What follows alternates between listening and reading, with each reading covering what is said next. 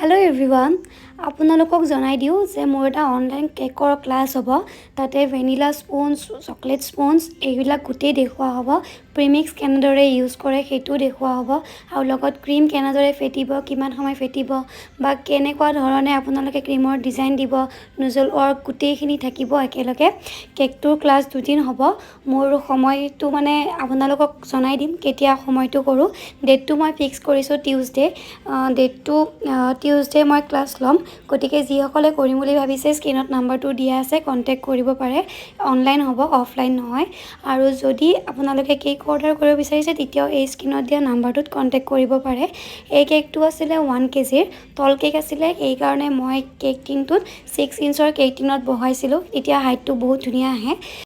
আৰু এটা কথা কৈ দিও যদি আপোনালোকে কেক অৰ্ডাৰ কৰে যদি ডাৰ্ক কালাৰটো ইউজ কৰিবলৈ কয় তেতিয়া মই বেছিভাগ মানাই কৰিম কাৰণ কিয় জানেনে ডাৰ্ক কালাৰ ফটো একদম ভাল নহয় ফুড কালাৰ হয় যেটো ফুড কালাৰ কমকে দিলে ডাৰ্ক কালাৰ নাহে এটো ৰেড কালাৰত লাগিছিল কিন্তু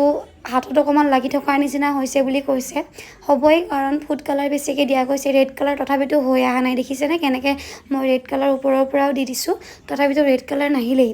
সেই কাৰণে কৈছো আপোনালোকে যিমান পাৰে ওপৰৰ পৰা মই স্প্ৰে ৰেড কালাৰটো মাৰি দিছো যাতে কালাৰটো আৰু অলপ আহে ৰেড কালাৰ গতিকে আপোনালোকে ৰেড কালাৰ ব্লু কালাৰ এইবিলাকত মানে ডাৰ্ক আৰু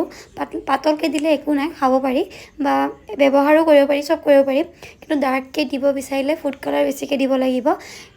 খাবলৈও তিতা লাগিব পাৰে কেতিয়াবা কিন্তু তিতা মোৰ লগা নাই এটো কেকৰ কথা কৈছো কেৱল হাতত লাগি থাকিছে মোৰ বেয়া লাগিছে কোৱাৰ পিছত কাৰণ ডাৰ্ক কালাৰ দিব কাৰণে বৰ দিগদাৰ আৰু লগত ফন্ডেন্ট ৱৰ্ক মই এটো এই দুটা কাম একদমে নকৰো কোনো মোক অৰ্ডাৰ নিদিব এনেকা কেক আৰু ওপৰত টপাৰ দিব দিছিলে দিছো কেকটো কেনেকুৱা লাগিলে কমেন্ট কৰি জনাবা আজিলৈ আহিছো বাই